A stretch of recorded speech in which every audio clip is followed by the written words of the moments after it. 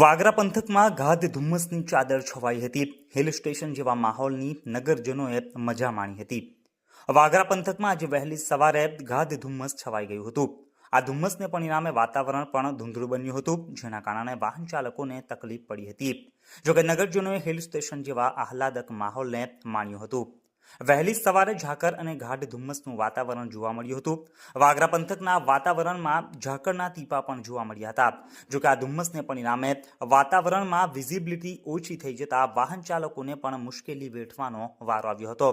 વાગરાના વાતાવરણમાં અચાનક પલટો જોવા મળ્યો હતો. 2 દિવસથી હાડ થીજવતી ઠંડી પડી રહી છે. લોકો ગરમ કપડાં અને તાપણાનો સહારો લઈને ઠંડી સામે રક્ષણ મેળવી રહ્યા હતા. તેવામાં અચાનક જ વાતાવરણમાં પલટો જોવા મળ્યો હતો. આજે વહેલી સવારે સર્વત્ર ઝાકળનું સામ્રાજ્ય છવાઈ જવા પામ્યું હતું. ઠેર ઠેર ઝાકળ પાણીના ટીપા સ્વરૂપે ઉપસી આવી હતી. આકાશમાં ગાઢ વાદળા છવાઈ ગયા હતા, જેના લીધે સમગ્ર વાતાવરણ આહલાદક બની ગયું હતું. આખું વાગરા જાણે કોઈ હિલ સ્ટેશન હોય તેવો અનુભવ સ્થાનિકોને થયો હતો. વિઝિબિલિટી ઓછી થઈ જતા વાહન ચાલકોની મુશ્કેલીમાં પણ વધારો થયો હતો.